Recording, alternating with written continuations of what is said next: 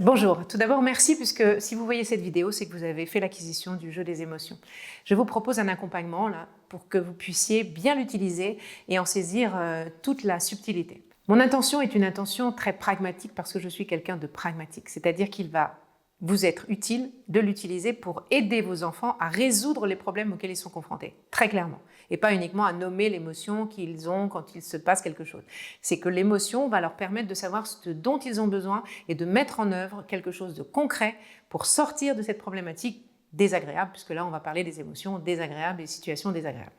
Alors le jeu est composé donc de situations, on en a 28 à disposition, et si vous n'avez pas la situation qui se présente à l'enfant à un moment donné, il y a des petites cartes blanches qui permettent de l'indiquer et de partir d'une situation concrète qui parle à votre enfant.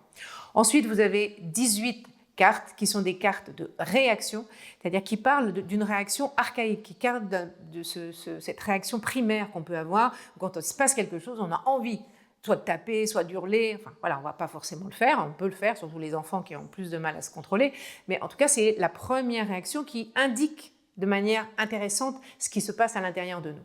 Et les troisième petit sachet avec les émotions, il s'agira donc des besoins. Derrière chaque émotion, il y a un besoin, donc de quoi j'ai besoin quand il se passe ça. Voilà. Et vous avez donc 4 fiches également qui sont présentes dans le jeu, qui vont vous permettre a posteriori de regarder avec votre enfant de quelle émotion il s'agit, de donner quelques indications supplémentaires, surtout en termes d'intensité. Si l'intensité de l'émotion est trop importante, eh bien, il y a des choses à faire avant de se poser autour d'une table avec un jeu. Voilà, donc ça c'est très concret, vous verrez, je pense que c'est suffisamment expliqué. Alors je vais vous donner 3 situations. Une première situation, votre enfant revient de l'école ou bien d'une situation où il est en dehors de la maison et il y a quelque chose qui s'est passé, qui s'est mal passé. Alors soit il a raté, il a une mauvaise note, soit il s'est disputé avec son meilleur ami, soit il s'est fait agresser dans la cour de récréation. Bon, il y a un problème qui est apparu et il revient chargé émotionnellement. Ou alors c'est un problème qui se passe au sein de la maison. Vous pouvez l'utiliser de la même manière avec quelque chose qui est le grand-père est très malade et on est inquiet, il y a une tension dans la maison et voilà, il faut qu'on parle de ça et qu'on arrive aussi à en parler avec les enfants. Le jeu peut être tout à fait un bon intermédiaire pour ça. Et il peut y avoir également les histoires entre frères et sœurs qui ont du mal à se dénouer. Et ben, on va s'installer avec le jeu et on va regarder ce dont on a besoin pour avancer dans cette situation. Et la troisième manière de l'utiliser peut être une manière familiale, où là on va tirer au sort, au hasard, une situation, et puis les différents membres participant à ce jeu-là, que ça peut être le papa, la maman avec un enfant ou 2 enfants avec un des parents, eh bien vont se prêter au jeu pour dire moi si il se passe ça dans ma vie là aujourd'hui, eh bien je vais voir de quoi j'ai besoin. Parce que ça permet de voir les différences qu'il existe entre les différentes personnes en fait. C'est-à-dire qu'on n'a pas tous besoin des mêmes choses, y compris si le stimuli au départ est identique. Donc ça permet vraiment d'asseoir ce que je le ressens et je fais quelque chose avec ça.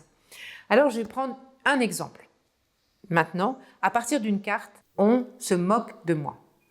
On va donc demander à l'enfant de regarder dans le petit sachet réaction et de lui présenter les différentes possibilités en lui disant il se peut que tu aies envie de faire ça mais que tu ne le fasses pas vraiment, mais ce qui est important c'est que tu aies envie. Et donc l'enfant va sélectionner les cartes qui lui parlent. Alors là, par exemple, il va dire oui, c'est vrai que j'ai envie de griffer et de mordre. Là, j'ai envie de répondre par des insultes. Là, j'ai envie de jeter des objets par terre. Voilà. Et la dernière, j'ai choisi, j'ai envie d'hurler, j'ai envie de crier. Les autres cartes ne me parlent pas, je ne les mets pas. Une fois que vous avez donc fait cette deuxième étape, on passe à la troisième. C'est-à-dire qu'on regarde les petits points qui sont sur les cartes et on identifie le nombre de points plus importants dans la couleur précitée. Donc là, c'est plutôt les rouges. Donc on va dire à son enfant, écoute, je vais te citer les différentes cartes, tu vas me dire celle qui te correspond pour que ce que tu décides puisse t'aider à sortir de cette situation-là. Et alors, à ce moment-là, là, dans le cas présent, l'enfant va dire j'ai besoin de recevoir des excuses, ça je le prends. J'ai besoin de dire stop, oui, ça je le prends. J'ai besoin de parler de ma colère. Oui, non, ça va, j'ai pas besoin de parler de ma colère. J'ai besoin que la personne répare le mal qu'elle a pu faire. Oui, ça j'ai besoin. J'ai besoin de me faire entendre, oui, ça c'est sûr. Et j'ai besoin de mettre mes bonnes limites pour moi. Oui, ça, je prends en fait toutes ces cartes-là. Et puis après, vous pouvez l'inviter à regarder les cartes bleues. Et dans les cartes bleues, là, présentement, Dire qu'il va y avoir j'ai besoin, bon ça non, ça ne me parle pas, j'ai besoin d'aller dans un coin calme. Oui, je pense que ça j'ai besoin d'aller dans un coin calme aussi. Ok. Et puis, vous voyez bien qu'il n'y a pas d'autres couleurs présentées, mais ça n'empêche que ça peut être intéressant de lui proposer les cartes vertes et violettes en lui disant dis-moi s'il y a quelque chose là qui te parlerait bien pour justement toujours aller vers la résolution. Donc dans les cartes vertes, non. Et puis dans les cartes, oui, là j'aurais envie de pleurer. Très bien. Donc une fois que c'est fait, vous pouvez écarter ce jeu-là et ne garder que cette situation en disant aux enfants, à l'enfant concerné, eh bien tu vas construire ton chemin qui va te permettre de dire par quoi je commence et vers quoi je vais, et à l'issue, ce problème-là, le problème premier qui a été le mien, sera résolu. Donc, là, dans cette situation-là, la première chose, c'est peut-être de pleurer. Allez, je vais dire que j'ai besoin de pleurer. Et ça, c'est l'enfant qui le fait. Vous ne le faites pas à sa place. Vous ne lui suggérez rien. Vous lui rappelez simplement quelles sont les cartes en lui disant qu'est-ce qui est le plus important dans un premier temps? Qu'est-ce qui te permettrait de retrouver tes esprits et puis peut-être de réfléchir? Voilà, c'est tout. Vous ne suggérez rien. Il peut très bien considérer aussi à bout d'un moment que non, celle-là, je vais l'enlever, ça ne me parle pas très bien, mettre mes limites, je ne vois pas très bien. Non, voilà, je garde que ces cartes-là. Donc, je commence par celle-ci. Donc, j'ai besoin de pleurer, j'ai besoin d'aller dans un coin calme, peut-être aller dans un coin calme et de pleurer. Après, j'ai besoin de pouvoir de recevoir des excuses, peut-être avant de dire stop et de recevoir des excuses. Donc, peut-être de dire stop, de me faire entendre, de dire stop, de recevoir des excuses. Voilà. Et là, non, ça, celle-là, finalement, elle ne me parle pas. Voilà, j'ai réalisé mon chemin. Et dans ce cas, une fois que c'est fait, vous lui dites, est-ce que tu as besoin d'aide pour pouvoir réaliser ces différentes étapes ou est-ce que tu te sens de le faire tout seul? Okay. Et ensuite, vous lui demandez, est-ce que tu penses que si tu réalises ce chemin, tu vas réussir à sortir de la situation qui était première? Voilà. Et donc ça, a priori, avec ces étapes-là, ça doit être bon. Ça doit être possible qu'effectivement l'enfant arrive à résoudre le problème qui était la première situation d'entrée. Mais il y a aussi le cas où, face à une situation comme ça, l'enfant va avoir des réponses qui vont être, je vous donne un exemple, de rester seul, de disparaître, de pleurer. Point. Les autres cartes ne lui parlent pas. C'est-à-dire qu'il a fait cette sélection-là et c'est le point de départ à la recherche de solutions. Dans ce cas, vous allez donc regarder avec lui les couleurs représentées, donc qui sont les couleurs violettes ici, qui est j'ai besoin de d'écrire ma tristesse, par exemple. J'ai besoin de mon doudou.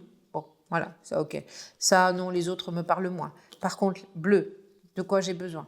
J'ai besoin de savoir comment me protéger. Bon, ok, le reste me parle moins. Et au niveau des vertes ici, non, j'en ai pas d'autres. Voilà, donc voilà, pour moi, j'ai trouvé ça. Alors cela, vous pouvez lui dire, bon ok, est-ce que tu te sens de faire ça tout seul? Est-ce que tu as besoin d'aide pour ça? Et est-ce qu'une fois que tu as réalisé ça, tu sors du problème qui est le tien? Bon, là, vous pouvez voir et constater que non, en fait, il ne sortira pas du problème parce qu'il n'agit pas sur la situation. Et dans ce cas, vous pouvez lui proposer de regarder les autres cartes qu'il n'a pas sélectionnées pour l'instant à travers les cartes de réaction, donc en particulier les cartes rouges qui parlent de la colère, donc de besoin de mettre des limites, de dire stop, etc. Donc vous lui proposez cela et sans être dans quelque chose de prendre la décision à sa place, mais qu'il comprenne que ces actions-là, pour lesquelles il a des difficultés actuellement, vont être celles qui vont l'aider à sortir de son problème. Donc, il va rajouter des cartes rouges sur les besoins qui seront les siens. J'ai besoin qu'il répare ce qu'il a fait, j'ai besoin de mettre des limites, etc. Et à ce moment-là, ces cartes-là peuvent rester valables, mais on va lui poser la question de ce dont il a besoin pour pouvoir aller jusqu'au bout et agir sur la situation première. Voilà. Donc, ce que je voulais partager avec vous et qui est, à mon sens, vraiment aidant pour l'enfant afin, là encore, qu'il se mette en mouvement et que ce ne soit pas uniquement un jeu qui permette de dire « je ressens de la colère » ou « je ressens de la tristesse », etc. Il faut que ce soit vraiment pratique avec un cheminement propre à chaque enfant et avec un soutien dont il a besoin pour donner une réponse concrète à une problématique qu'il a pu avoir. Donc voilà, je vous remercie de votre attention et j'espère que cette vidéo pourra donc accompagner l'utilisation que vous ferez de ce jeu en famille et que ça vous apportera un soutien et une libération émotionnelle, en particulier donc pour vos enfants qui seront confrontés aux difficultés de la vie quotidienne. Merci, à bientôt. N'hésitez pas à nous faire part de vos témoignages. On est tout à fait friands de vos retours.